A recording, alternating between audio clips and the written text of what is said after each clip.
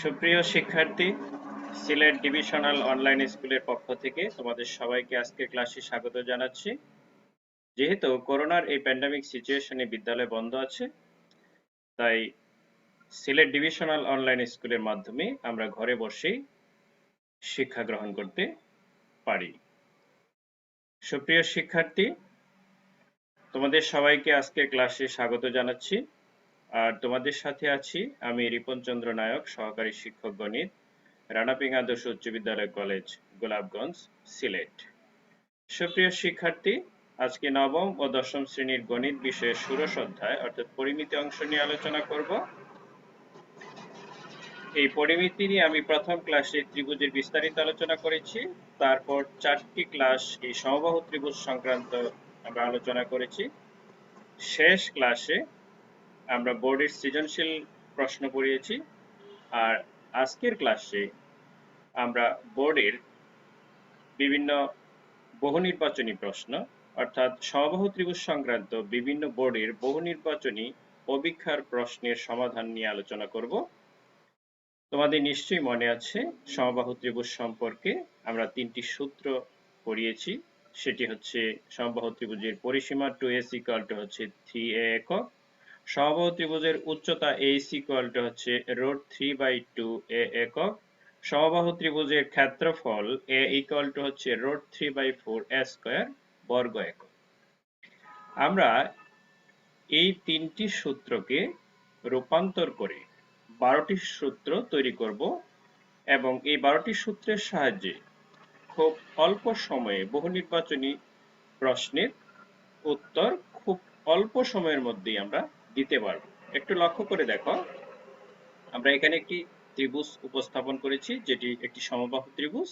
এই সমবাহু ত্রিভুজের পরিসীমাকে p, বাহুর দৈর্ঘ্যকে a এবং মধ্যমা বা উচ্চতাকে h আর ক্ষেত্রফলকে a ধরলে, একটু খেয়াল করে দেখো, আমরা এই উচ্চতা আর মধ্যমা বলছি এই কারণ দেখো সমবাহু ত্রিভুজের উচ্চতাই হচ্ছে মধ্যমা। মধ্যমা হচ্ছে ত্রিভুজের শীর্ষবিন্দু থেকে বিপরীত বাহুর মধ্যবিন্দুর সংযোজক রেখাংশ।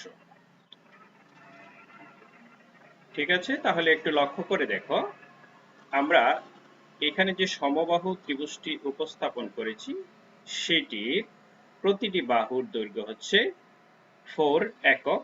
আমরা এককটা এখানে লিখছি না।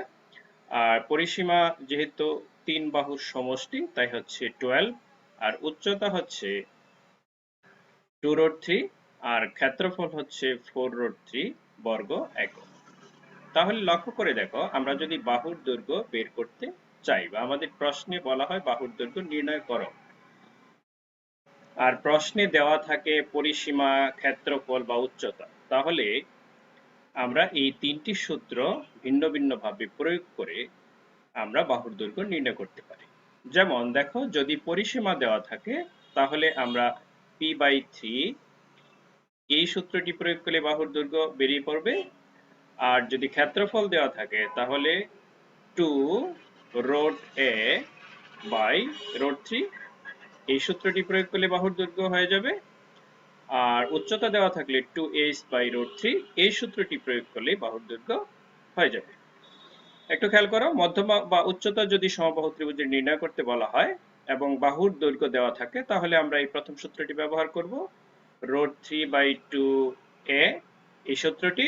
আর যদি ক্ষেত্রফল দেওয়া থাকে তাহলে √3 ইন্টু √3, খেয়াল করো, √3 ইন্টু √a/√3 এই সূত্রটি প্রয়োগ করব, অথবা যদি পরিসীমা দেওয়া থাকে তাহলে p/2√3 এই সূত্রটি প্রয়োগ করব। আর যদি ক্ষেত্রফল নির্ণয় করতে বলা হয় এবং বাহুর দৈর্ঘ্য দেওয়া থাকে তাহলে আমরা এই সূত্রটি ব্যবহার করব, দেখো, √3/4a²। আর যদি পরিসীমা দেওয়া থাকে আর ক্ষেত্রফল বের করতে বলে তাহলে আমরা এই সূত্রটি ব্যবহার করব, p²/12√3। আর যদি উচ্চতা দেওয়া থাকে তাহলে আমরা h²/√3 এই সূত্রটি ব্যবহার করব। আর যদি পরিসীমা নির্ণয় করতে বলে এবং বাহুর দৈর্ঘ্য দেওয়া থাকে তাহলে আমরা এই সূত্রটি প্রয়োগ করব, 3a। আর যদি ক্ষেত্রফল দেওয়া থাকে আর পরিসীমা নির্ণয় করতে হয় তাহলে এই সূত্রটি ব্যবহার করব, 6√a² এ বাই রুট 3। আর যদি উচ্চতা দেওয়া থাকে তাহলে আমরা এই সূত্রটি ব্যবহার করব 2 রুট 3 ইন্টু এইচ।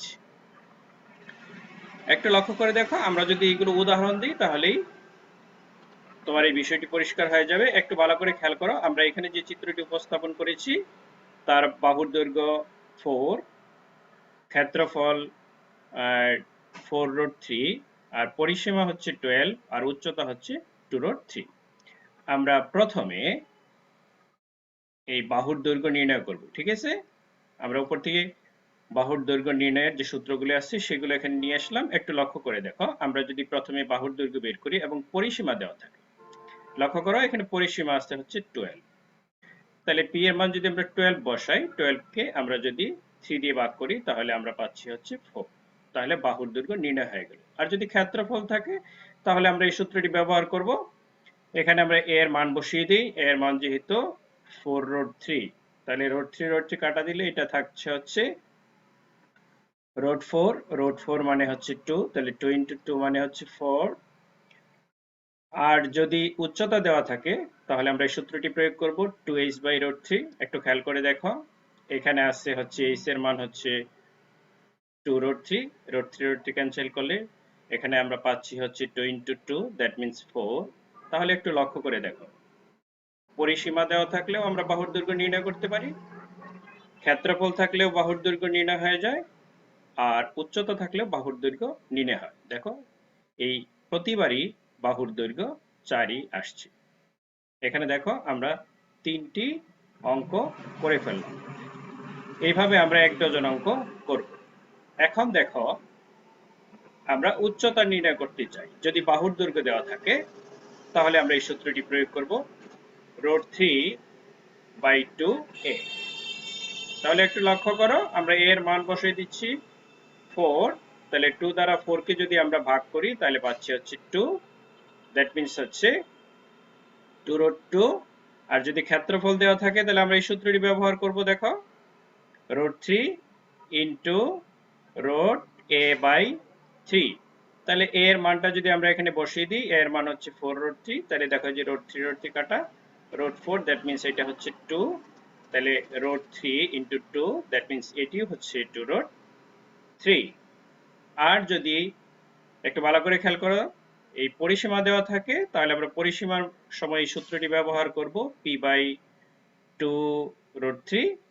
আর p এর মান হচ্ছে 12 বসাই দিলাম। আমরা 2 দ্বারা যদি 12 কে ভাগ করি পাচ্ছি 6। 6 কে যদি আমরা একটু উৎপাদক বিশ্লেষণ করি তাহলে আমরা পাচ্ছি হচ্ছে 2 ইন্টু 3, আর নিচে আছে হচ্ছে রুট 3। রুট 3 দ্বারা আমরা 3 কে ভাগ করলে পাবো রুট 3। তাহলে 2 আর রুট 3 যদি আমরা গুণ করি পাচ্ছি হচ্ছে 2 রুট 3। তাহলে হয়ে গেল আমাদের। একটু ভালো করে খেয়াল করো, যদি বুঝতে অসুবিধা হয় আমি আবার দেখাচ্ছি।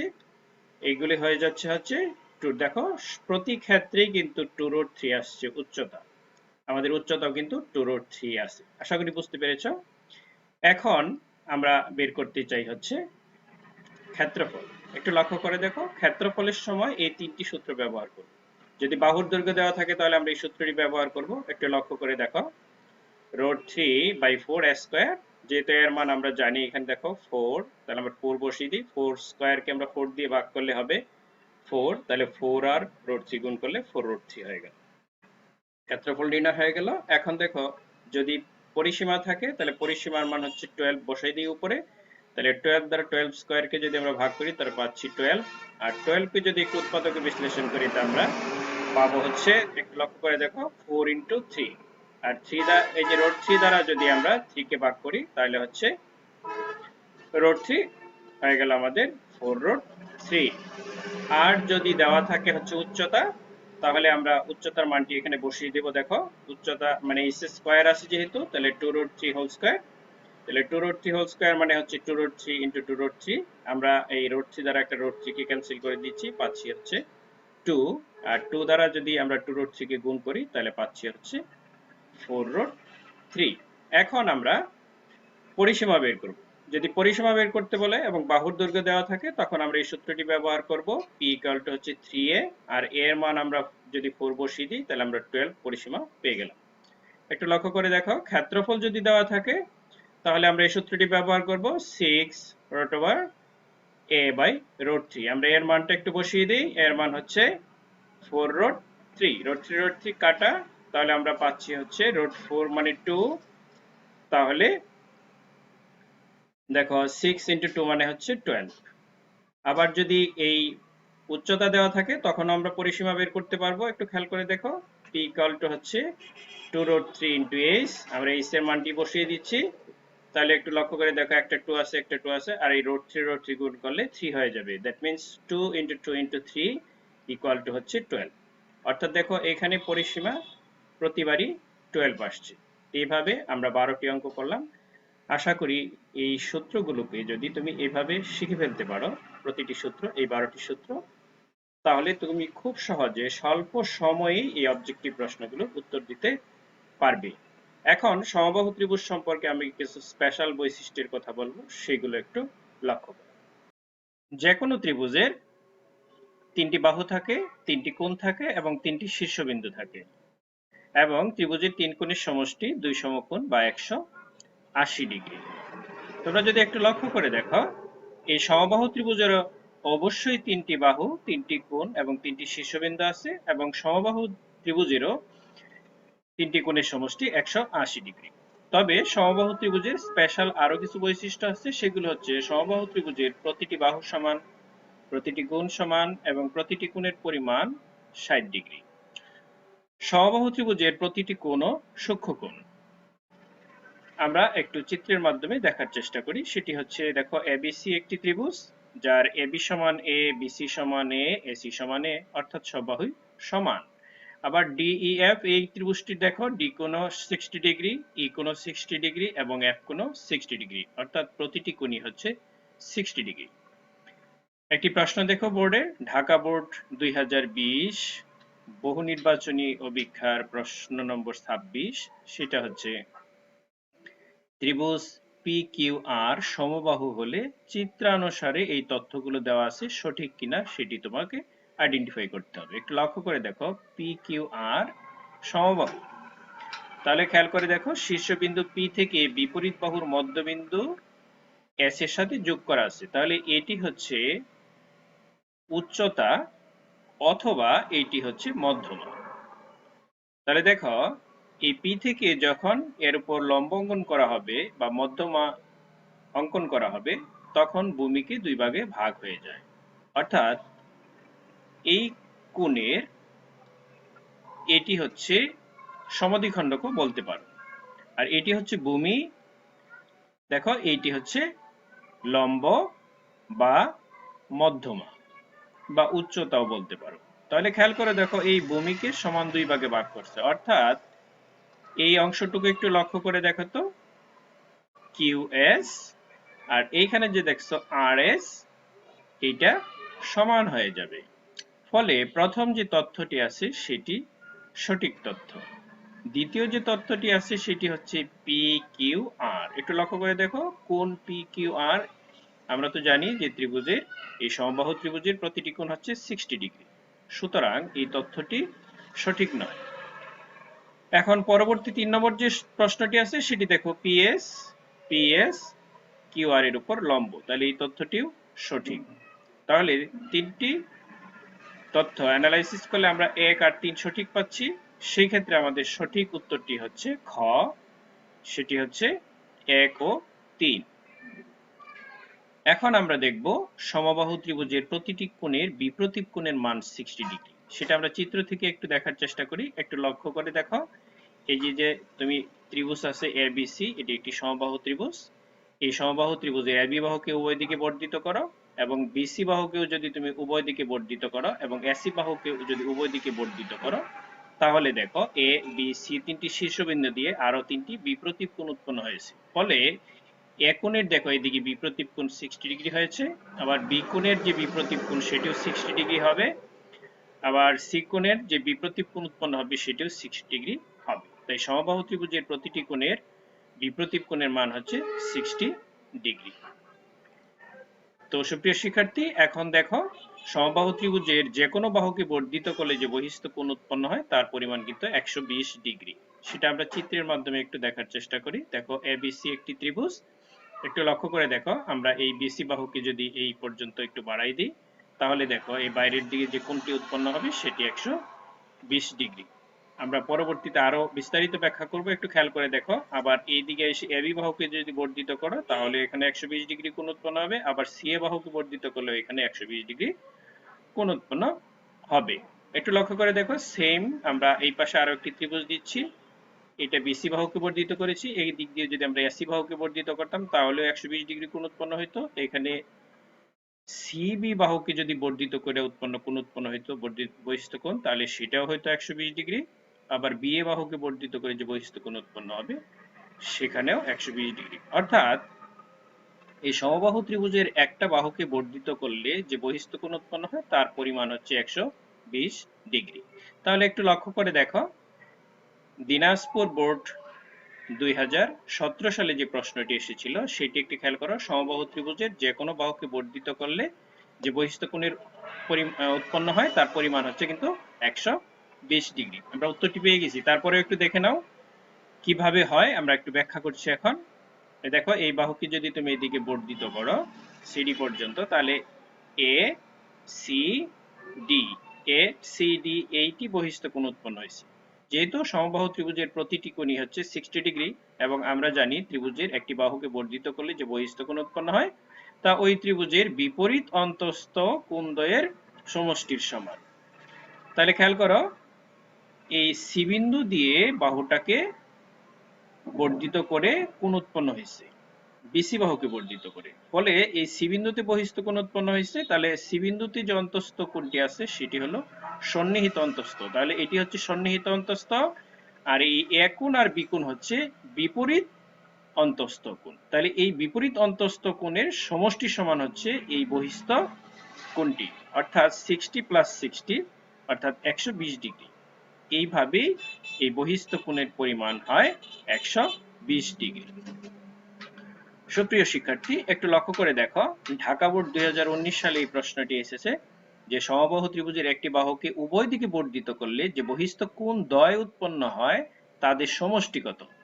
এখন একটা বাহুকে উভয় দিকে বর্ধিত করব, আমরা একটি চিত্রটি লক্ষ্য করি। এই বিসি বাহুকে আমরা এখন উভয় দিকে বর্ধিত করব, এর ভিতরে যে কোণগুলো আছে সেগুলো তুমি জানো 60 ডিগ্রি। আমরা বিসি বাহুকে উভয় দিকে বর্ধিত করে দেই, ফলে আমরা এই তথ্যটিও জানি। দেখো এইটি একটি বহিস্থ কোণ, আমরা এই তথ্যটি জানি, কিন্তু একটু খেয়াল করে দেখো যে ত্রিভুজের একটি বাহুকে বর্ধিত করলে যে বহিস্থ কোণ উৎপন্ন হয় তা বিপরীত অন্তস্থ কোণদ্বয়ের সমষ্টির সমান। দ্যাট মিন্স এই যে দেখছো 60 এই 60 দ্যাট মিন্স 120 ডিগ্রি হবে। আর এই পাশে যে এ বি ই বহিস্থ কোণটি আছে সেটিও কিন্তু এই যে এ কোণ আর সি কোণ মানে এই 60 মানে 120 ডিগ্রির সমান। সুতরাং এখানে 120 ডিগ্রি আর এখানে 120 ডিগ্রি, তাহলে আমরা পাচ্ছি হচ্ছে 240 ডিগ্রি কোণ। অর্থাৎ যেহেতু একটা বাহুকে বর্ধিত করলেই 120 ডিগ্রি কোণ উৎপন্ন হয়, তাহলে দুই দিকে বর্ধিত করেছি 120 আর 120 হচ্ছে 240। এরপরে লক্ষ্য করে দেখো, আরো একটি বৈশিষ্ট্য হচ্ছে সমবাহু ত্রিভুজের যে কোনো কোণের প্রবৃদ্ধ কোণের পরিমাণ। আমরা একটু চিত্র দিয়ে বোঝার চেষ্টা করি। দেখো DEF এটি একটি সমবাহু ত্রিভুজ, আর এই কোণটি হচ্ছে 60 ডিগ্রি আর এই কোণটি হচ্ছে 60 ডিগ্রি। একটু লক্ষ্য করে দেখো F কোণটি হচ্ছে 60 ডিগ্রি। ফলে এইদিকে যদি আমরা এই বাহুটাকে এই যে এইদিকে আনি তাহলে এই যে পুরো কোণটি হবে 300 ডিগ্রি, কেননা এই একটা বিন্দুতে টোটাল চারদিকে করে যে মোট কোণ উৎপন্ন হয় তা হচ্ছে 360 ডিগ্রি বা 4 সমকোণের সমান।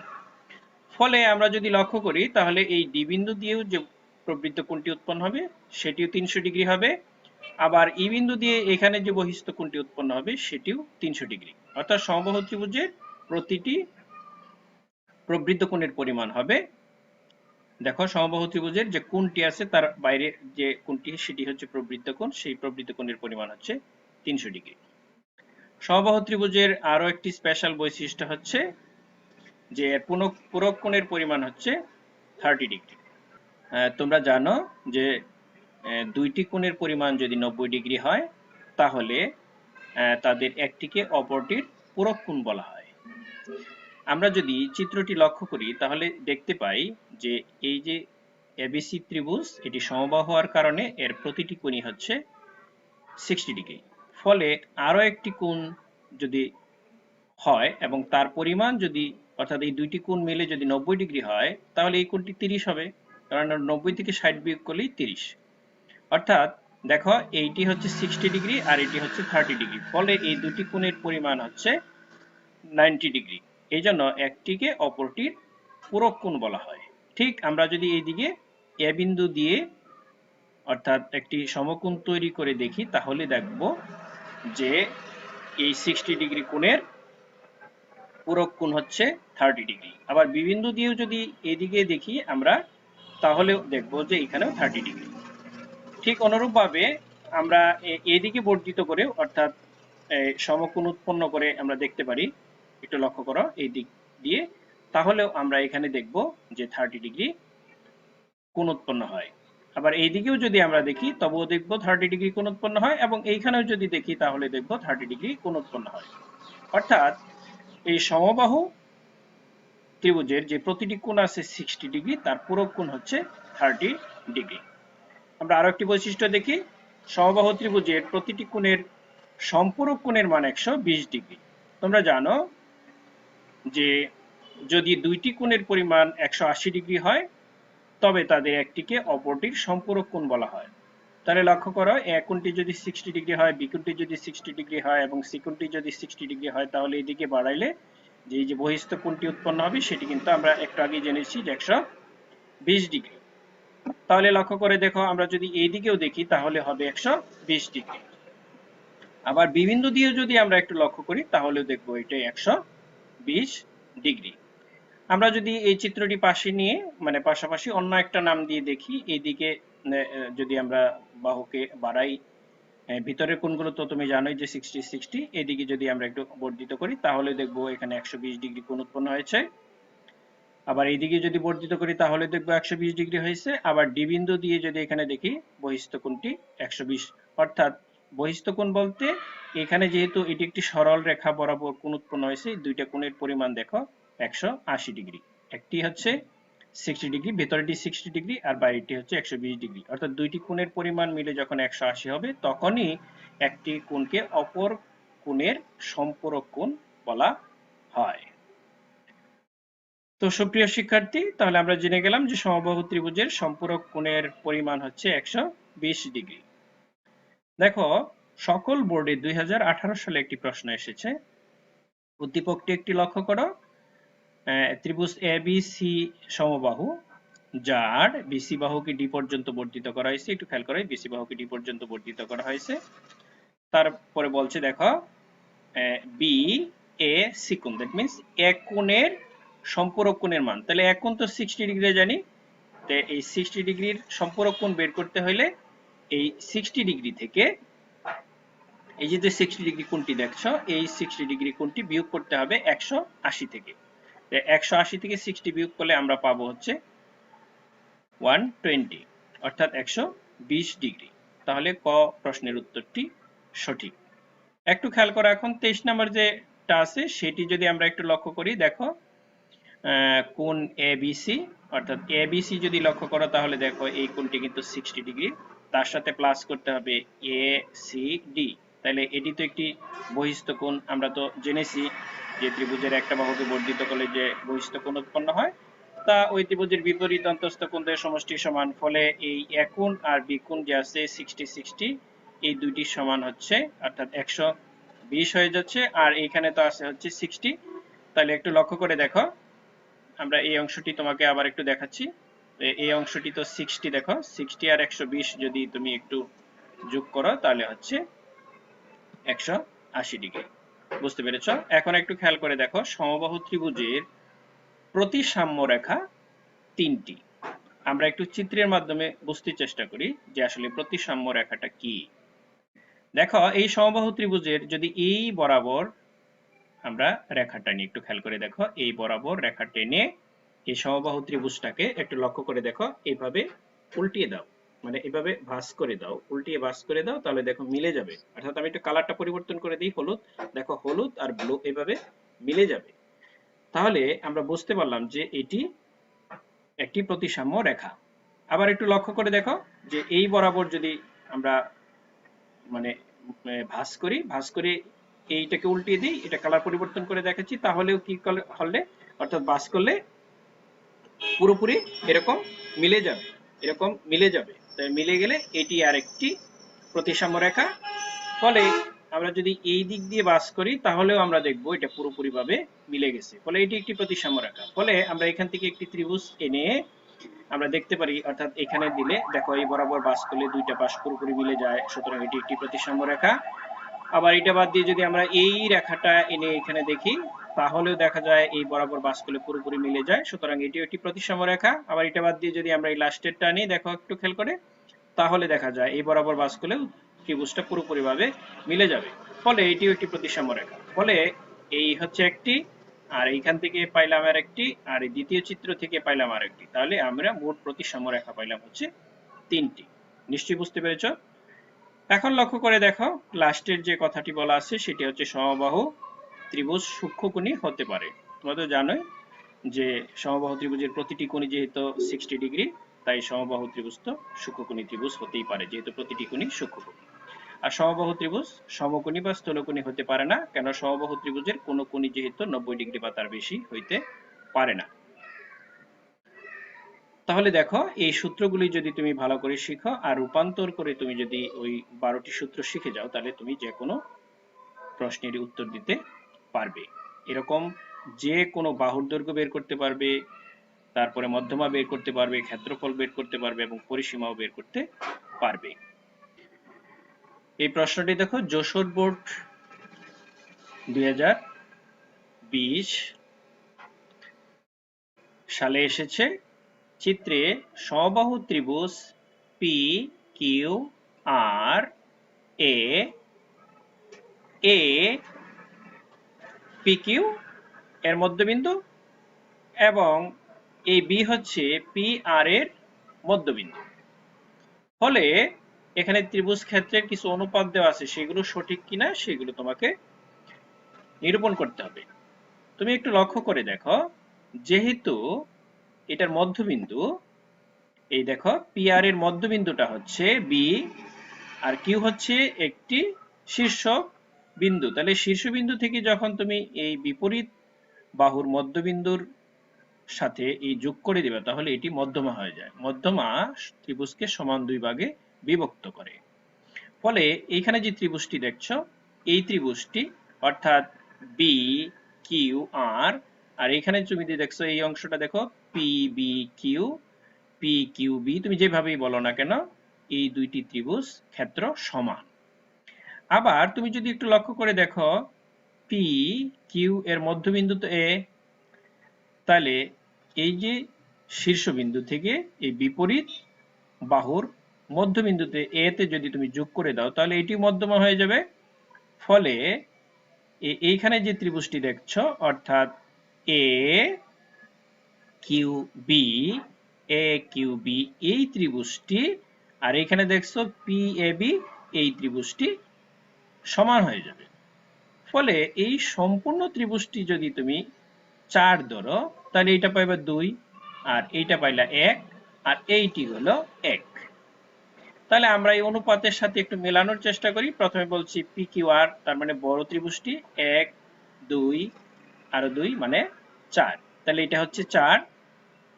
আর পি এ বি, তাহলে পি এ বি তাহলে এটি হচ্ছে 1, পি এ বি হচ্ছে 1। ফলে এখানে দেখা যাচ্ছে 4:1 আছে, ফলে এই অনুপাতটি সঠিক। এখন আমরা দ্বিতীয় প্রশ্নটির যদি একটু তাকাই তাহলে দেখব P Q B, P Q B তার মানে 1 1 2, এটি হচ্ছে 1 1 2। আর হচ্ছে পি কিউ আর, পি কিউ আর হচ্ছে এই বড় ত্রিভুজটি, তাহলে বড় ত্রিভুজটি হচ্ছে 4। তাহলে লক্ষ্য করে দেখো একটু, এই যে 2 আর এই 4 এর যদি আমরা অনুপাত করি তাহলে এই 2 আর 4 কে 2 দিয়ে যদি আমরা ভাগ করে দিই তাহলে এটা 1 আর এটা 2 হয়ে যাবে, অর্থাৎ 1:2 আছে, তাহলে আমরা দেখি এটিও সঠিক। এখন আসি হচ্ছে পরবর্তী যে প্রশ্নটি আছে 3 নাম্বারটি, সেটি P A B, P A B, P A B হচ্ছে 1, পি এ বি 1, তাহলে এটা 1 হলো। আর A B Q, A B Q এটিও হচ্ছে 1, এ বি কিউ এটি হচ্ছে 1, তাহলে 1 অনুপাত 1 এটিও সঠিক। ফলে আমরা এখানে দেখতে পাচ্ছি যে তিনটি সঠিক, তাই এটা আমরা ঘ নম্বর প্রশ্নটির উত্তরটি হচ্ছে সঠিক। 1, 2 and 3 অল কারেক্ট। ওকে, তোমাদের জন্য বাড়ির কাজ রইল সমবাহু ত্রিভুজ সংক্রান্ত তোমার পাঠ্যপুস্তক অথবা বোর্ডে এসেছে এরকম যে কোনো বহু নির্বাচনী প্রশ্ন, অর্থাৎ সমবাহু ত্রিভুজ সংক্রান্ত কিন্তু বহু নির্বাচনী প্রশ্ন। তো তোমাদের সবাইকে ধন্যবাদ জানিয়ে আজকের ক্লাসটি এখানে শেষ করছি। তোমরা সবাই ভালো থেকো এবং ভালোভাবে মনোযোগ সহকারে বাসায় পড়াশোনা করো। ধন্যবাদ।